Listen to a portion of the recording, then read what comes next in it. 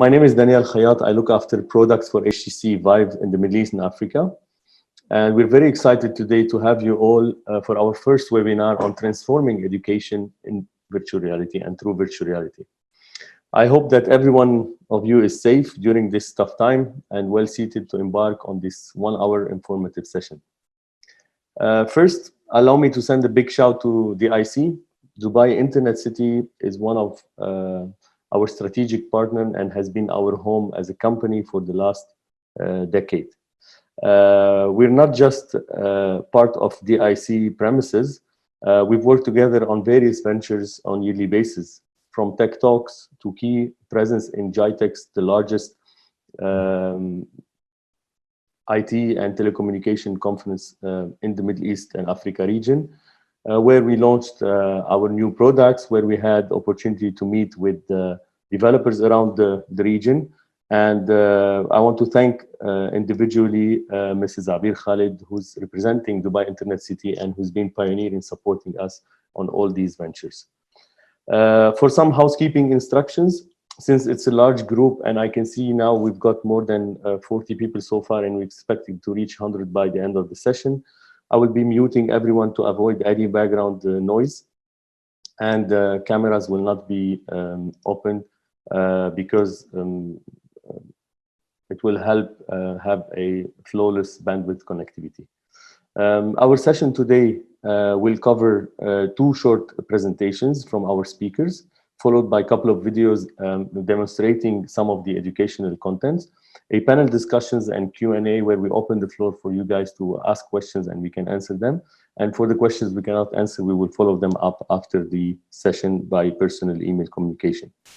By then, I want to ask you please to write the same questions you're going to ask in the Q&A section so we can answer them. I have my colleagues who will be supporting in this while we will be speaking, so we can have a very productive session. With me, I have David Bozetaranik, who's a foundation lecturer for universities for many years and who's been a enthusiast into the VR world, where he'll be telling you about his experience in VR when it comes to education and how a person can give a real case study on how he ventured into the VR experience with education and how he can advise you if you are taking this route in the virtual reality world. Also, I have with me Mr. Steve Bambury, who's a pioneer of VR for education with many years of experience with schools and educational institutions in the regions, and is considered as the VR ambassador for education. Please, I want you to virtually welcome them and allow them to start their presentations. For me, I would like to remind you of the actual social media handles from Instagram at Dubai Internet City, from Twitter at DIC_community, and for LinkedIn and Facebook, Dubai Internet City. If you at some point would like to share some comments, screenshot what you're attending or share what's attending, I believe it's going live on our on their channel from on Instagram. So we'd be happy to also receive any comments. I'll give the floor to David so he can cover the part related to his experience. Okay, hi everybody. Thanks for having me, Daniel. I sort of feel like I'm opening for the Stones here with Steve coming on after. But I teach English foundations at a college here in Sharjah, and I've been interested in VR for about 2 years now. And so I'm going to talk about how I got into that and how I'm trying to blend my avocation or my interest in VR with my vocation or teaching in the future. Okay, so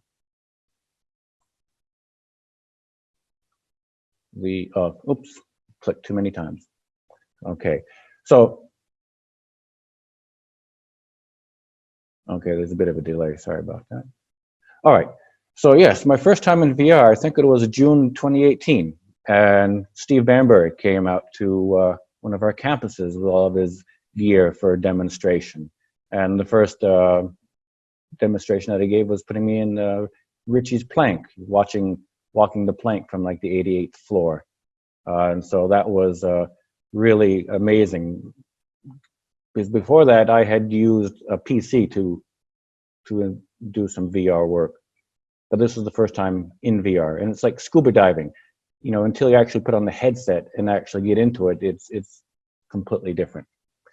So, you know, intellectually, you know it's not real, but enough of your brain is fooled where it feels very real.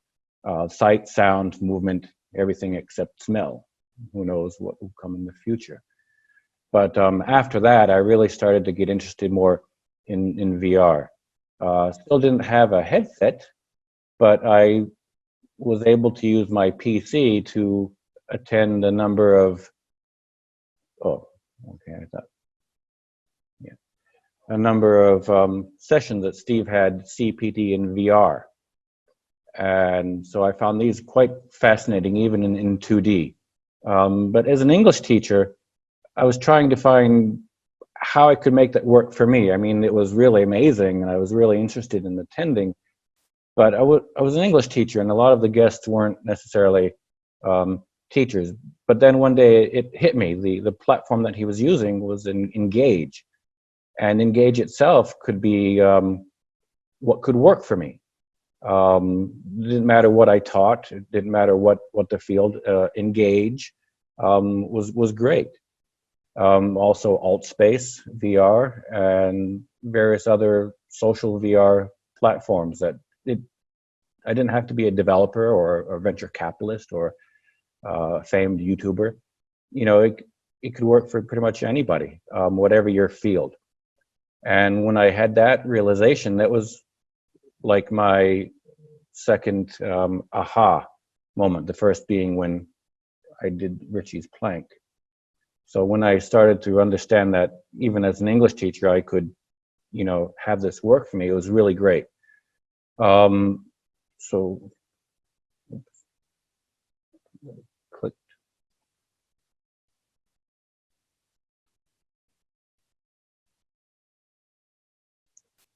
I wanted to go to the slide before. Oh, okay, that was it. All right, sorry about. Okay. Click. Can you? Okay. All right. So as a teacher, technology is obviously very much a part of class, and so I started to also realize that technology and VR, I mean VR and teaching could go together.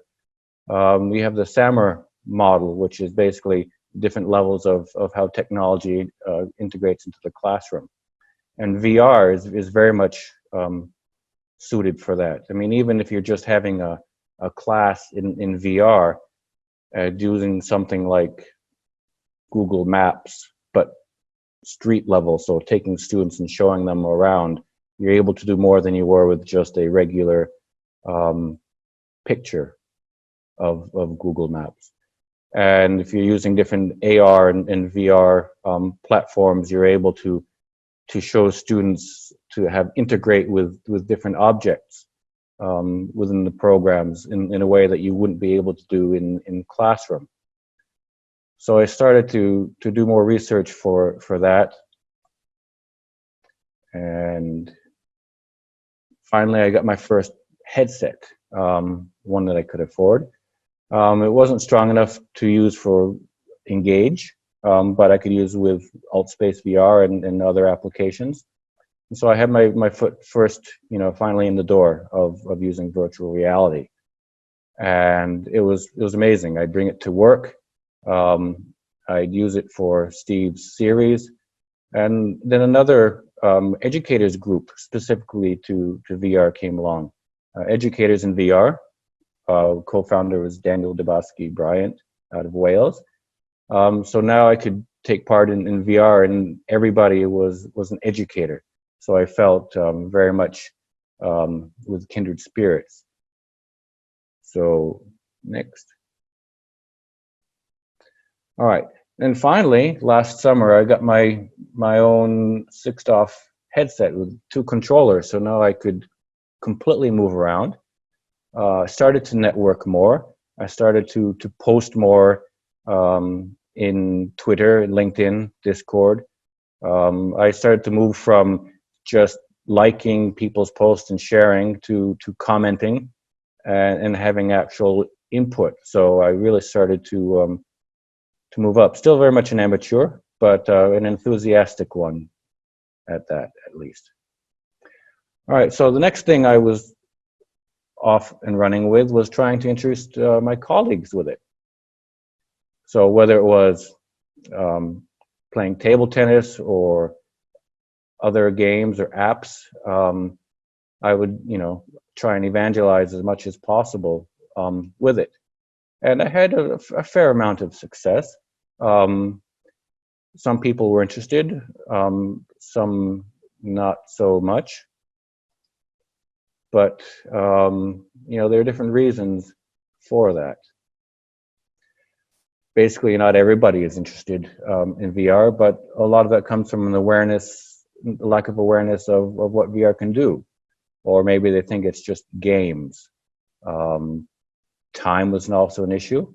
Everybody was busy with other things as well, so not everybody had time for something like that. Being able to find an HMD or headset, a VR headset, not always easy in the stores here, and they could be expensive sometimes, like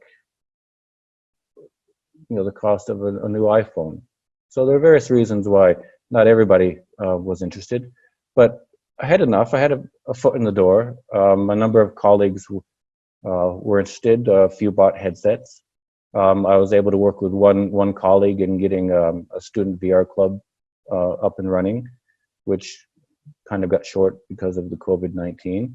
But things were starting to move, and I was starting to make my voice heard, and some people were starting to listen, which was quite good.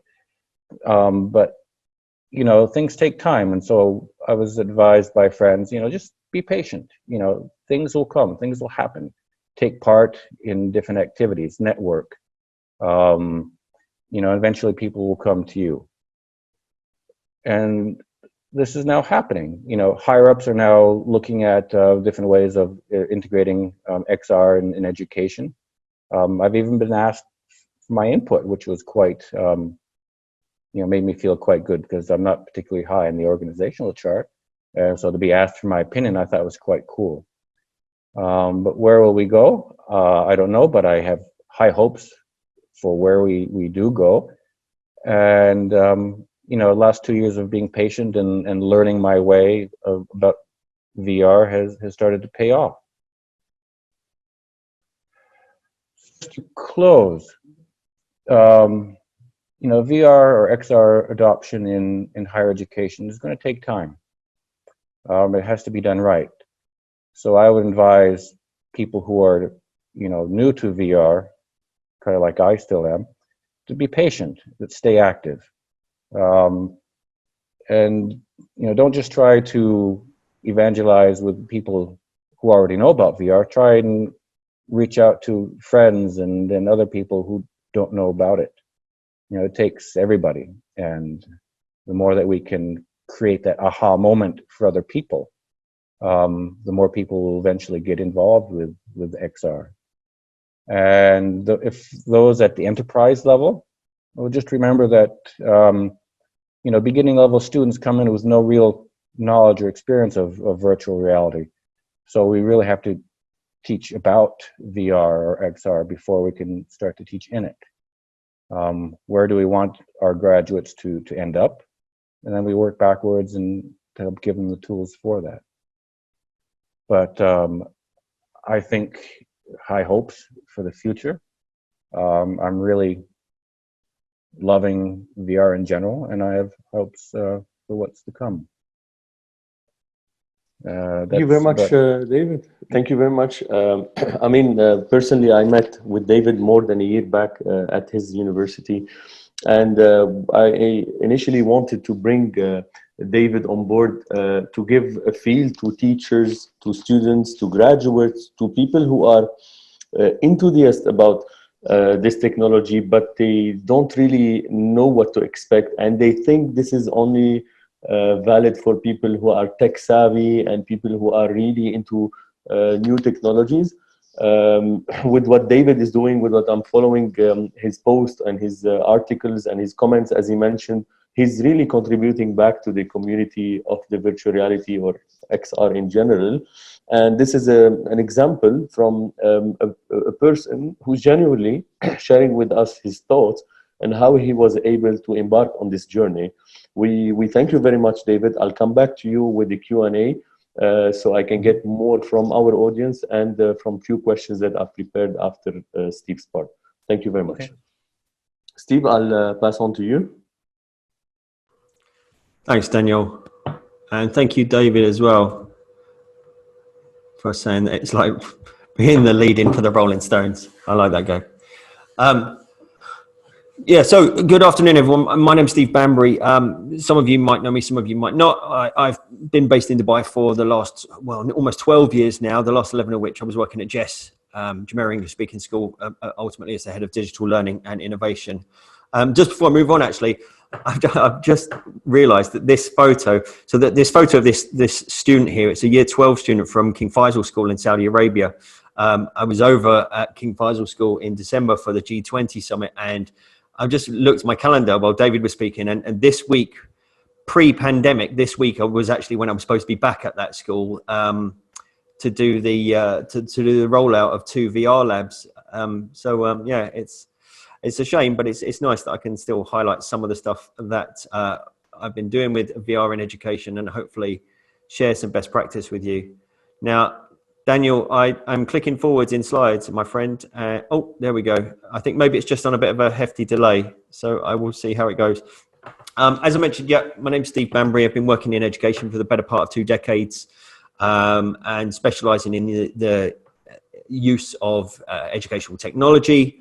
I'm an Apple Distinguished Educator, Microsoft, yada, yada, yada. I've won a bunch of awards. I can chat about this stuff for a long time. But to be honest, in the last 4 to 5 years, I've really have been known more for the work that I do with virtual reality than anything else. I've kind of stood at the cross section of the 2 industries, the education space and the immersive technology industry. Daniel, again, there we go. Okay. Is that you moving the slides for me, Daniel? It is. Okay. 1 second then. Let me just see if I can. Oh, I have got remote control. Okay.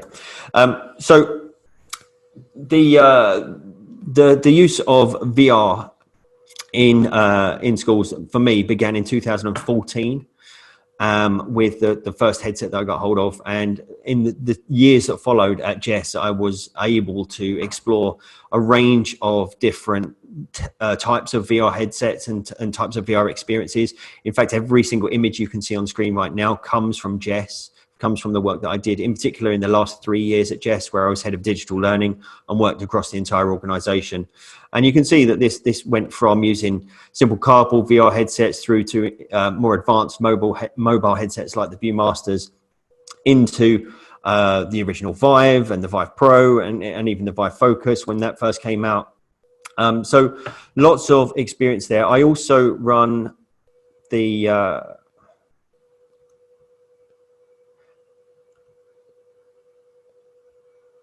Daniel, I don't know, is this maybe because David's still got control as well or something? I don't know, but it's going to be kind of awkward if I have to keep asking you to change slides.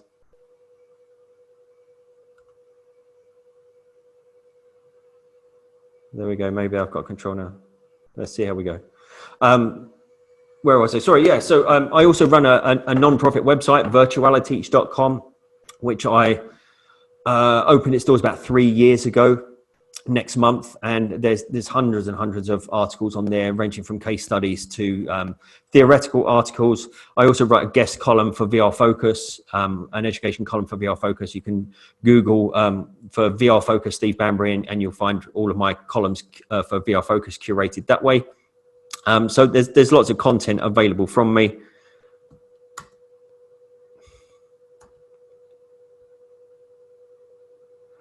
As David mentioned, I host the CPD in VR events, the next one of which is actually next week. It's on May 30th. I'm hosting a panel discussion about teaching inside VR with Wendy Martin of holographic frog dissection fame, if you've seen the Victory VR frog dissection app.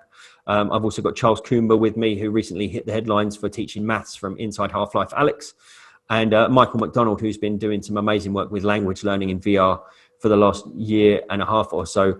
And then next month will be the 3-year anniversary event. And I've got a really big name in the VR industry lined up to be my keynote speaker for that event. That'll be several hours of free sessions that I'll be hosting towards the end of June.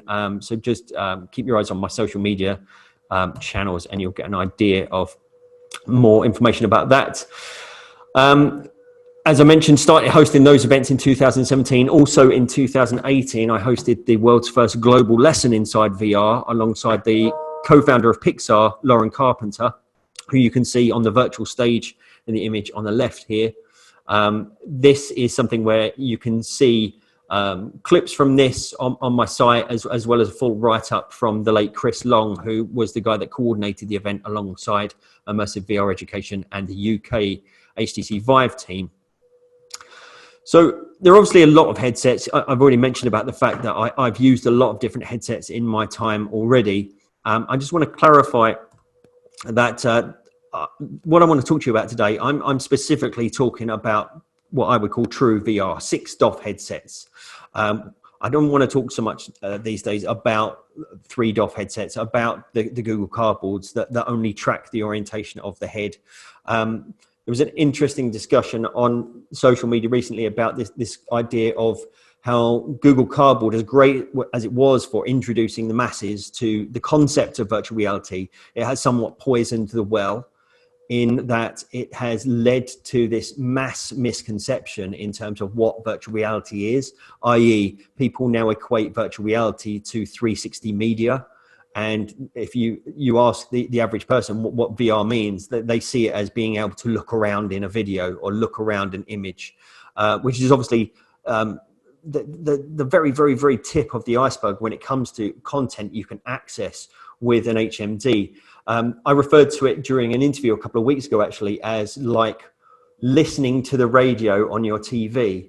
You know, you can tune into a radio channel on your television set, but it doesn't make it a television program. It's still a radio program. You're just using the medium of television to access that media, in this case a radio show. And it's very much the same for 360 media. Yes, you can access it on a VR headset. You can access it on even the most expensive of VR headsets, but it doesn't make it true room scale immersive virtual reality. And that is really where my focus has been for the last few years. This graphic that you can see here was a redo of my original Depths of VR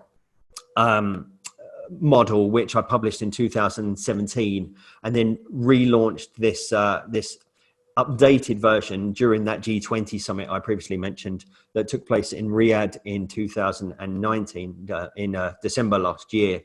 And this, originally when I published this in 2017, it was about trying to understand and trying to help other educators understand that there was a lot more to VR than just 360 media, because the go-to word, especially back then, for every VR app was immersive, that this is so immersive. And there are definitely levels or depths even in terms of the immersion that you can experience within a virtual reality platform, and these do vary wildly depending on the level of the hardware that you're using. That's not to say that they don't all have a valid place within the educational system, but there are definitely greater things that you can achieve if you're using true 6 DOF VR technology.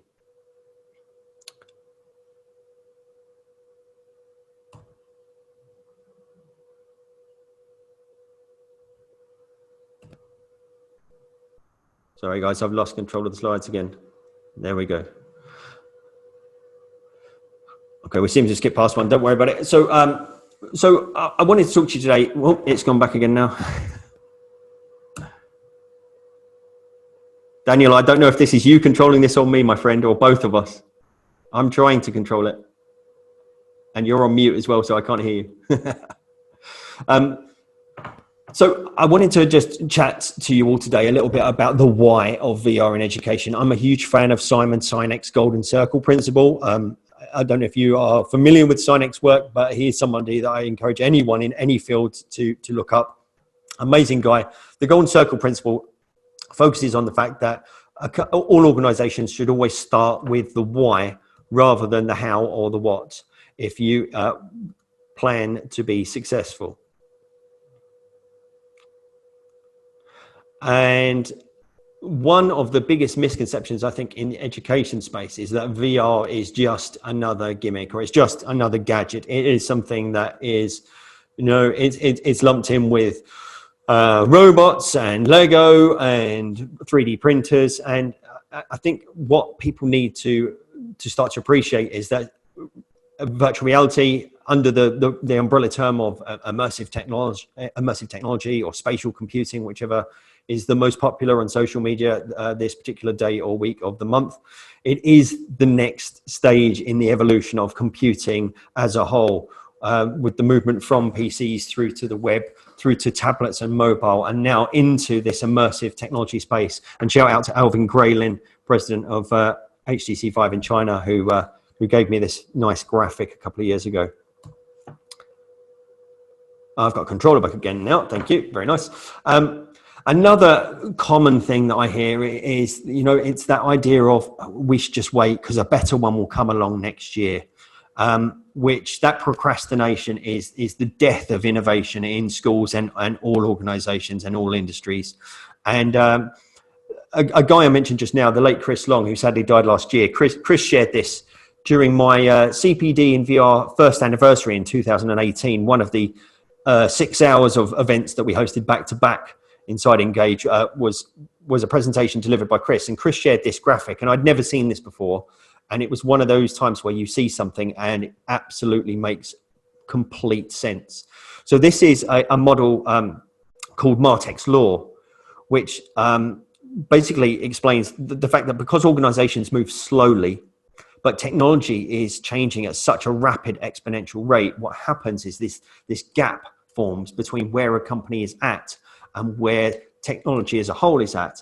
And the longer an organization waits to act on this, the wider this gap gets. And ultimately what can happen is if the organization does not act in time, it can lead to the company needing a complete reset. Now that could mean a huge investment. That could mean laying off huge numbers of staff to hire more skilled staff from other organizations. And ultimately it will be more costly to an organization in the long run. So it's worthwhile for all organizations, even schools, which are traditionally quite cash poor, to invest strategically in new technologies as they become available and start to dabble, start to explore the potential, because this is what's happening. You know, there are schools all over the world now that have already explored the role of cardboards and mobile VR in classrooms and are now beginning to set up VR labs, are beginning to explore the potential of headsets like the Vive Cosmos and the Vive Focus Plus and the ways that they can be used to really harness those higher tiers of virtual reality content.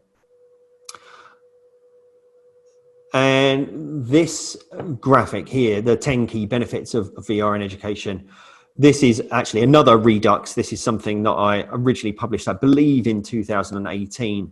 And then I re-debuted during GITEX last year, where I was the host of the education stage.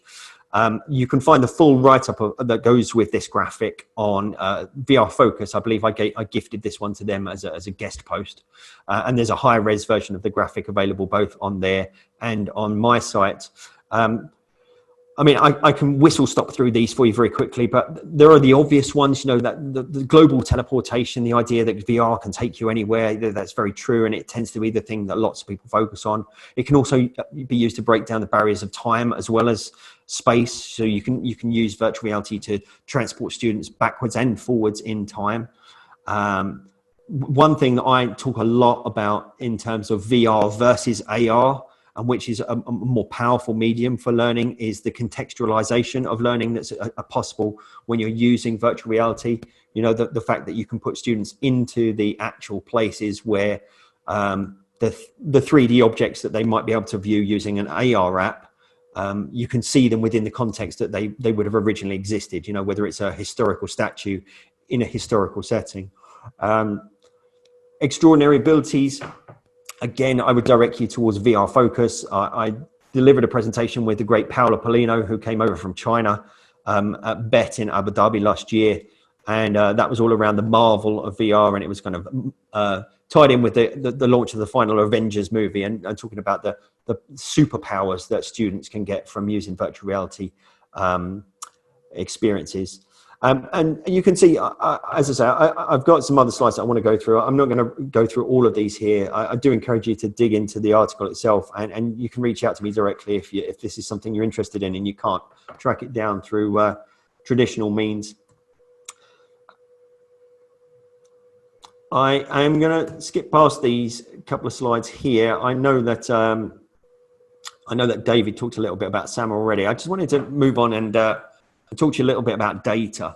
So when I first started presenting about VR in education, it was probably early 2017 was the first time where really my shift in terms of the presentations I was delivering at conferences, both here in the UAE and internationally, moved from being very mobile technology focused to being very much VR centric. And in early 2017, when you were asked about data regarding the impact and the power and the purpose of virtual reality in education, the party line was very much that the jury is still out because there hadn't been sufficient studies. And, you would traditionally say, there does need to be more research.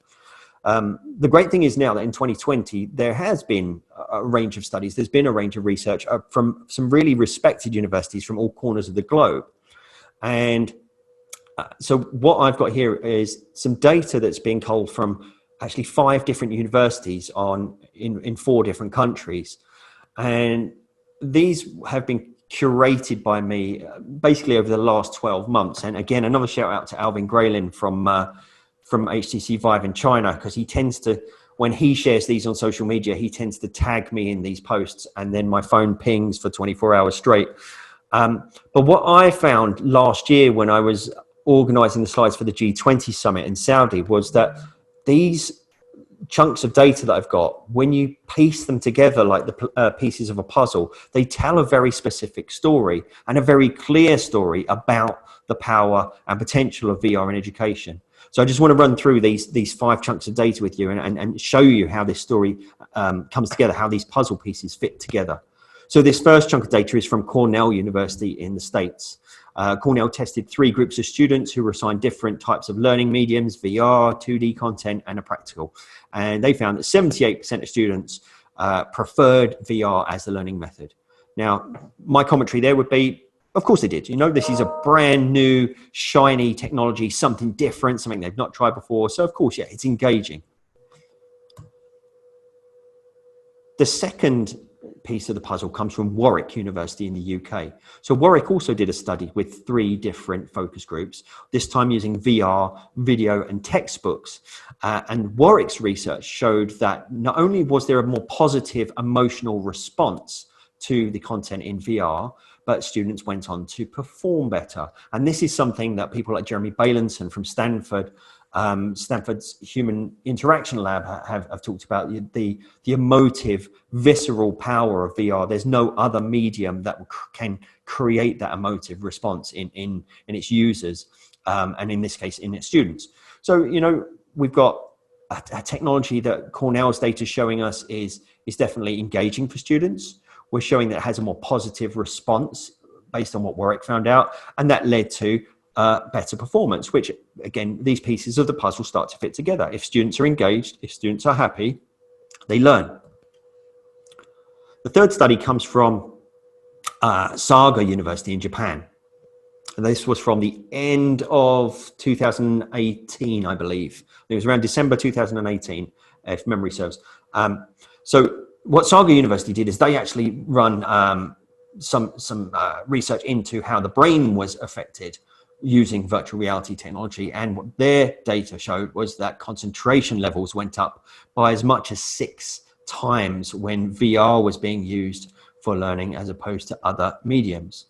So again, you start piecing the puzzle together. You've got a medium which is engaging and is fun, and it creates positive emotions with students. That's leading to greater levels of concentration. So we've got data coming from America to the UK, now to Japan, and it's all piecing together. Now we hop over to China, to Beijing University, and Beijing University's study last year showed that VR significantly improved students' retention of learning, and that's a real trick. You know, what educators refer to as deep learning is a very, very special thing to be able to achieve. So increased retention in learning, which makes sense using, if you refer back to the data from Sharjah University in Japan, because their concentration levels were higher. And if your concentration levels are higher, then you're going to retain the information for longer, which leads to the final piece of data. This one comes from Beijing again, but this is from Beijing Foreign Studies University from December in 2019. This was really interesting, and I noticed that there were a couple of, I think, ESL teachers in the group today, so you'll love this data. So Beijing Foreign Studies University, their research showed that VR improved language learning results by up to double, but also improved student confidence levels up to 10 times to actually apply what they had learned. Now, again, rewind through the puzzle here. We've got data from Cornell that shows that students were more engaged by using VR technology than data from Warwick that shows that they had a more positive response and that they were achieving higher. We've got data from Sharjah University in Japan, which shows that their concentration levels were raised when using virtual reality.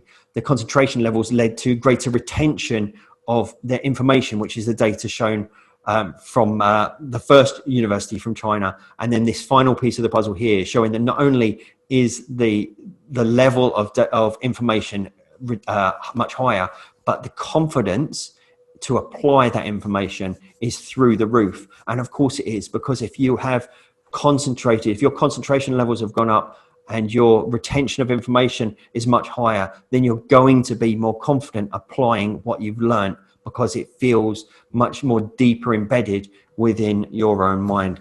I think all of this is best summed up in this quote, and this is my all-time favorite VR quote from the grandfather of VR, Professor Tom Furness from Washington University, guy who's been working with virtual reality since the 60s. In essence, being in a virtual world is like writing on the brain with permanent ink. And I'll tell you what, I'll actually use this moment to reveal something. Some of you may know that I've recently signed a book deal. My first book, Immersive Impact, all about virtual reality and education, is going to come out hopefully just before Christmas.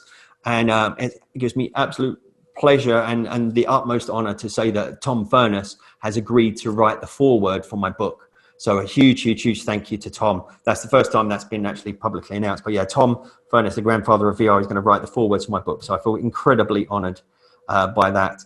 Guys, there's my contact details. You're more than welcome to reach out to me on any of these platforms. I live on an inbox of zero. I reply to every message I'm sent. So by all means, do reach out to me if you have any questions. I'll pass back over to Daniel. And yeah, Daniel, I'll let you take it from here. Thank you very much, Steve. Very informative. I mean, as we wanted from the beginning, as HTC Vive and DIC hosting this session, we don't want to talk about the product and tell them about the technology. We want to show them the power of this technology. And there is no best example than education that you and David have shown. I'll be asking you a few questions. Before that, I'm gonna show a couple of experiences on a video that I'll be running to showcase some of the examples in VR, in application, through applications that people can host within their organizations, within their schools, institutions, universities, and some of the examples that you have mentioned in reality. Just allow me to share those videos. So, okay.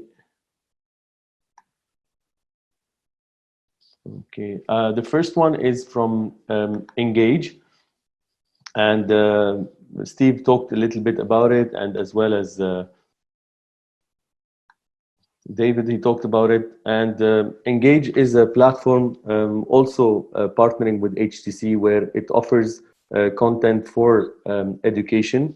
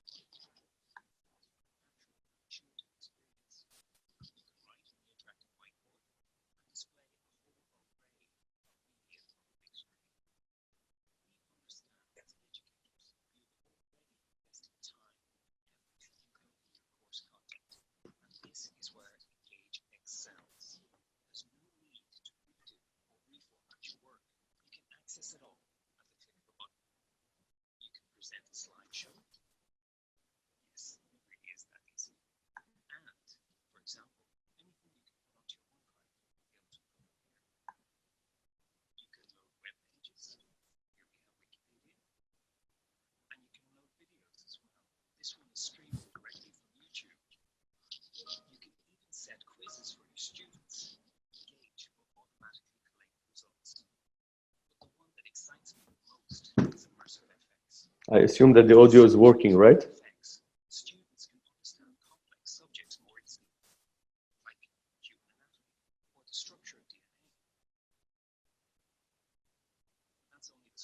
Just to confirm, Daniel, we can't see a video right now. Okay, can you see it now? No. Can you see it now?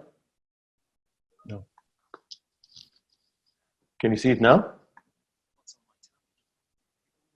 No, sorry. There's no video, right?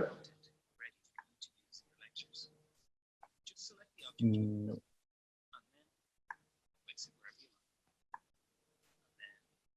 Okay, if the video is not visible, I'll be sharing the app's names. I can now move quickly to the actual experience and go to the panel discussion.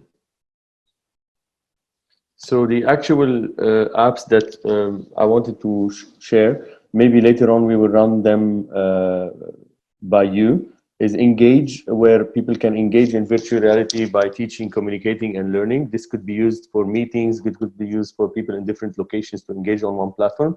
And as you've seen, you were not able to see on the video, we can bring 3D artwork, we can bring people to a different environment, send them to a place where they want to learn about a specific location, and from there live the experience.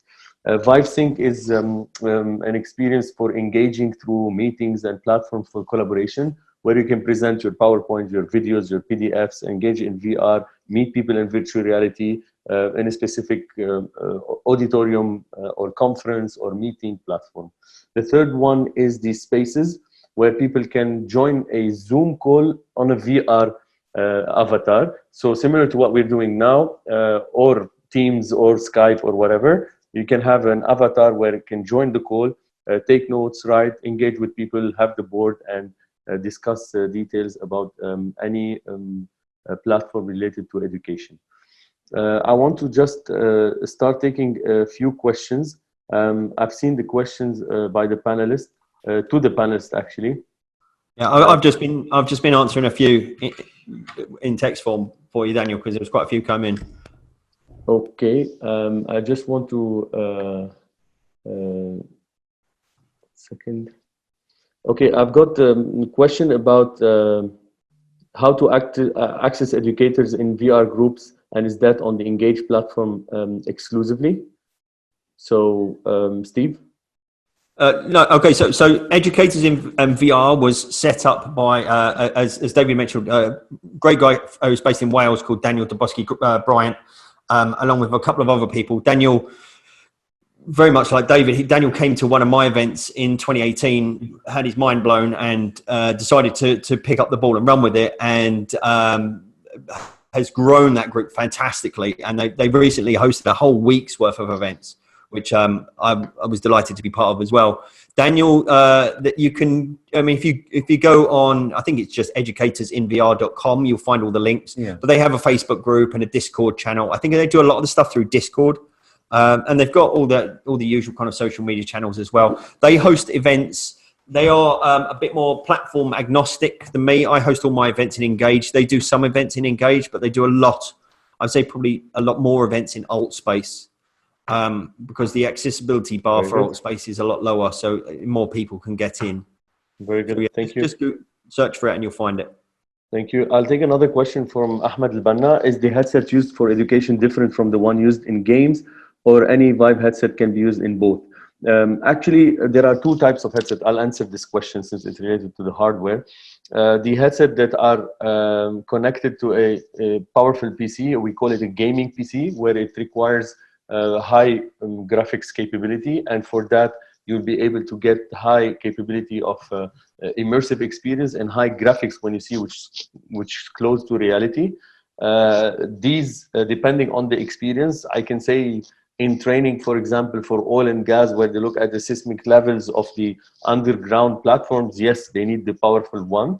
There is the head-mounted display, which is like the Vive Focus or the Focus Plus, which is standalone, where the battery and the processor is inside. You don't expect a high graphics capability, but it's a great experience at 70% rate compared to the high-end one, but it all depends on the experience. Again, gamers and gaming require the highest capability of fast-moving, high graphics, low latency, while in education you are in a much more relaxed environment, so you don't need to push the boundary to high graphics. I'll take another question by Gillian Wright. Hi, David. What technical or policy challenges have you faced in trying to get VR recognized? Well, at my level, I don't really deal with that. I teach English foundations, and so there are people higher up who are working on that. And I hope that we will be starting to trial something in the coming months. But that's really above my pay grade at the moment.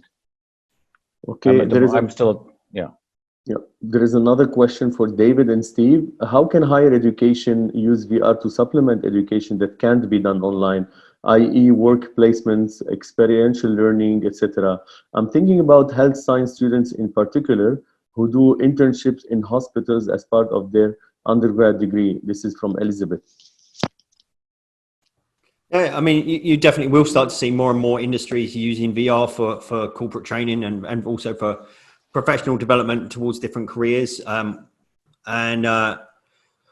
terms of like teaching science, like Wendy Martin, who's joining me on my show next week, she was originally the holographic teacher inside the Victory VR frog dissection app, but Victory have now signed a deal with Immersive VR Education, so they're building this whole Victory XR Academy inside Engage, where there will be live lessons being taught. And I was lucky enough a couple of weeks ago to be part of one of these where Wendy Martin, and for those that don't know Wendy, she's a multi-award winning science teacher from the United States, absolutely amazing teacher. And she had a group of students there inside Engage, excuse me, and she taught a live lesson.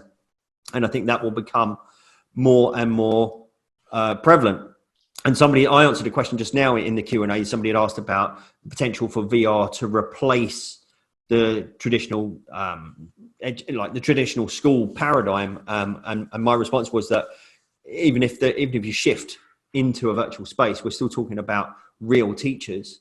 My old boss, the former director of Jess, Mark Steed, he also used to talk about the rise of the rock star teacher, and the fact that, you know, over in the East, you will get sort of these rock star personal tutors, that have built these reputations and can command these really high fees to work with individual students.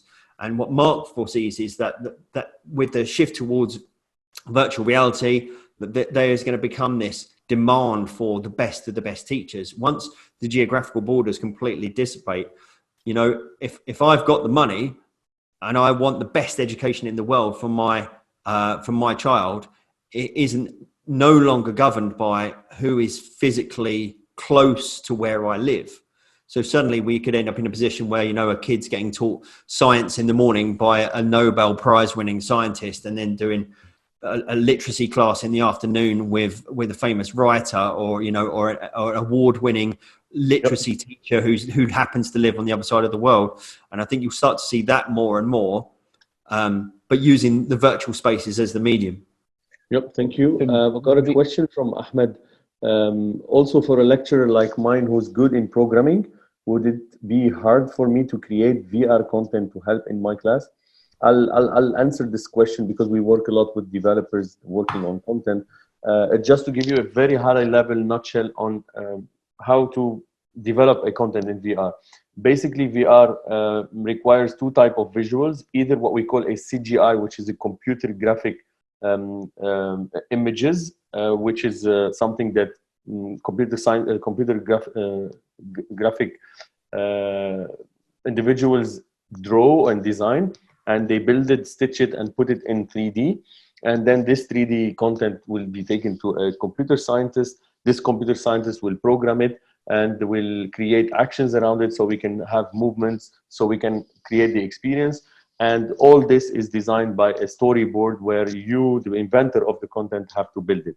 On the other hand, you can go with a 360 content where it's shot by a 360 camera or a video camera or a drone 360, so which will have real footage. Then again, it will be taken to the graphic engineers and experts to stitch it, clean it, and work it in this sphere. And then all this will be taken to the computer scientists to code it and develop it and get the motions and actions around all this. This entire requires storyboard. So one person cannot do all. We've met people who's got the skills to be an engineer and computer scientist and good in graphics, but it's difficult to get these all these done. I'll take another question also from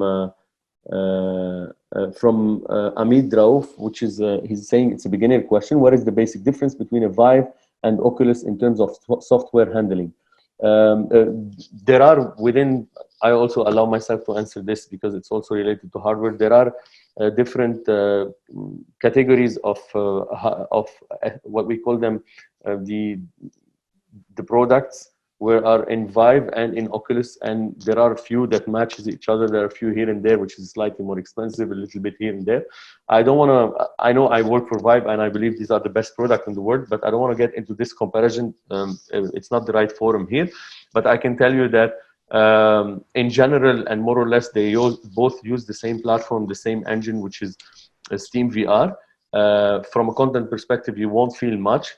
A little bit here and there. The tracking system might differ from some to another. Some require base stations and laser that scans the environment for room scale, and some it has inside-out tracking. So depending on the use, you can reach out to the HTC Vive team if you have any requirement. One important thing when it comes to enterprises, institutions, and B2B customers, Oculus is and Facebook is not present in the Middle East and Africa region. They are only selling in some retails and online channels, while HTC has a dedicated team with warranty and services that you can reach out to them if you have any questions. I'll jump on that one. Yeah, go ahead. So that is one thing that I would say, Daniel, is that comes up from time to time is as a friction point in terms of VR and education, is the confusion that arises over where the content can be found. You know, and I've worked on projects where I've curated educational lists of content because, you know, if you're dealing with iPads in a school, then you know that you get your apps from the App Store, or if you're on Chromebooks, you get them from the Play Store. But with the headsets, it is a little bit different. You know, you can get content. If you've got a Vive headset, you can get content from Viveport. You can get content from the Steam store. Similarly, with an Oculus, you know, that you can get stuff from Oculus, you can get stuff from Steam. And it can be a little bit confusing to educators. I would broadly steer educators away from the Steam store because the Steam store is much more open. There's a lot more inappropriate content on there. I've definitely never let any students loose anywhere near the Steam store. Whereas the Viveport platform, you know, you're not going to find any inappropriate content on there, and you're going to find it much easier platform to navigate in terms of the different types of experiences you're trying to find. And you'll find more educational experiences on there as well. One of the things that I like about the Engage platform is that whatever you're teaching, you have, you know, password if you want, so only your students are going to get in. So particularly in this part of the world, you know, there's much more security for something like that, and that's an important consideration. Okay, I'll take for the next 5 minutes more questions to wrap it up, because I know we're running out of time. I think Mr. Imad has got a question about an issue he's facing with HTC Vive. I'll get the right team to reach out to you so they can find a solution for you. I don't think it's the right forum here. If we're starting in VR, which headset do you recommend, David or Steve? Well, at the time, what I could afford was Oculus Quest. But for consumers, it's all well and good. But as you mentioned, Oculus doesn't have a presence here in the Middle East. So now I would probably go with the Focus Plus, because there seem to be a lot of options open that HTC offers, and you have a presence here. Thank you. Thank you very much. Another question from anonymous attendee: how can AI be integrated in VR? Again, since it's related to the hardware, I can answer this question. We've got different ways to integrate, and there should be a lot of work from the developer on the actual SDK. One of the examples that I can give, we've got a headset called the Vive Focus Plus Pro I. Vive Focus Pro I, which is a headset that has eye tracking and lip tracking. So whenever the eye is looking in the virtual world, it tracks exactly, and it detects and collects data. So where we consider this one type of the AR, the same applies for lip tracking, where people are speaking in VR. They can see their avatar with their lips moving, and you can extract data and have some integrated artificial intelligence. If you're interested more, you can reach out to us. We can explore this. Another question from Samir. I was excited about VR in the education, and his question is related to content. He's finding that using Unity is very heavy-duty software and not very friendly. What do you know of any software for educators to create their own content, like some wizard type of software and applications? So what, as a step towards Unity? Yes. It depends on the age of your students. The kind of gold standard starting platform is CoSpaces. So CoSpaces EDU allows you to use a very simple drag and drop 3D space interface to build 3D scenes, which you can then deploy into VR headsets and also into augmented reality. It will work natively on through the CoSpaces app. It will work natively on a mobile VR headset, on a phone inside a cardboard or something. But you can also log into the platform on a web browser that supports web VR, and you can access within a higher end headset as well. So CoSpaces, it tends to be, it's always been my stepping stone towards the harder stuff. There's another platform that's just launched called Zoe, and I'm trying to get access to that literally as of last week, and that very much seems. It's got a plug-in for Unity, and it's very much aimed at educators. I'd love to tell you what I thought of it, but I haven't had a chance to go hands-on with it yet. I'm hoping to next week. But it's called Zoe, Zoe VR. It might be worth looking into. That probably is the kind of the middle ground. Then, if it does what it says it does, it'll be the middle ground between CoSpaces and a full Unity development. Okay. Please, I need 30 seconds for the next each question. In your opinion, how does AR have a benefit over VR and vice versa? I wrote a five-piece article, nearly 5,000 words on this in 2018. If you go on my site in the theory section, we need a 30-second answer. 5 rounds of it. VR wins 3-2. That's a spoiler for you. Okay. Just to add to this, from HTC's perspective, our headsets are equipped with cameras, so you can mix VR and AR and win both and have both worlds as a mixed reality. A question from Becky: are schools, universities, and companies using mostly off-the-shelf pre-existing content, or are they actively involved in the curriculum/content development? If it's the latter, how do they balance the cost and time sensitivity of creating VR content quickly, hiring and developing in-house versus partnering with a vendor? Not many schools actually partner with vendors right now because we're too early in the life cycle of VR for most schools. If you're creating, you can go into a free platform like AltSpace and create worlds in there for nothing. You can use CoSpaces and create worlds for nothing. You can use Engage and create spaces for nothing. So I think those free tools are what schools are accessing right now. If they're already at the place where they're creating content, they're creating it in those mediums, so it's not costing them a penny. Quick And one a lot of platforms. Oh, sorry. Go ahead. Well, in a lot of the platforms, for example, Engage or even Altspace, you can use your own media in those environments, whether you have a PowerPoint or a YouTube video or whatnot. So even those who can't code can still use it as a classroom environment and present pretty much the same media that they would if they were teaching face-to-face. Quick one for Steve. Ziad Hani is asking, can he join your live panel session next week? Yeah, I think there's space left. They tend to fill up quite quickly, but I think there's still a couple of spaces left. If you just look on my social media channels, you can always find the links to the panel discussions. And I dropped a link to it in about 20 different VR and education Facebook groups last week as well. So you find the link, or just reach out to me directly and I'll give you the link. Or just go on the Engage website and you'll see under the events, you'll see it listed there. Okay, another question from Ahmed. When do you expect this technology to be available for, let's say, most people, and it will be really available to all, not only certain users? Mass adoption? Yep. That's a $64 million question, isn't it? 5 years, within the next 5 years. Okay, from Megna, beside education, where do you see VR playing a massive role, having a massive impact, especially in the post-COVID world? Which industries? Training, we can say for sure. Training, definitely. Real estate, conferences, and those types of things. Everything, really. I'm trying to think of any others. I'm going to choose a couple of questions to end up with, and then the rest we will answer individually. Can Vive build a VR human dissection lab in which both instructors and students can see the same thing at the same time? A live dissection lab? Yeah. Dissection, this is misspelled, yeah. That's basically what Wendy Martin did with us inside Engage last couple of weeks ago. So yeah, as long as you're in a multi-user space, that's definitely where we're headed.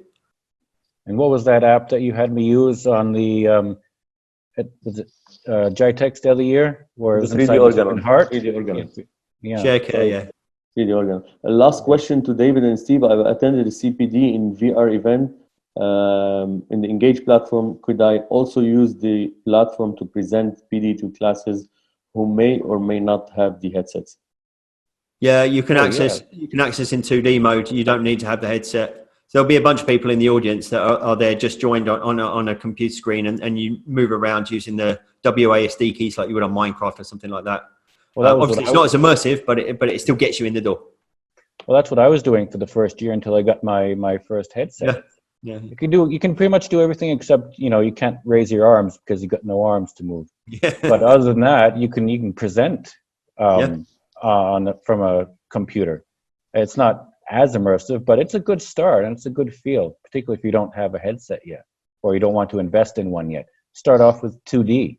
It's a great way to start, and I think a lot of institutions might look to that as an initial start because it saves money as well. I mean, everybody's got computers, but not everybody has a headset. Great. Thank you very much for all of you who attended. Again, a big shout to Dubai Internet City for hosting this initiative. As you can see, loads of questions, a lot of interaction, great speeches from both David and Steve. We're very honored to have you guys. Thank you very much for your time. And hopefully we'll have other sessions and other meetup with you. Have a great day to everyone.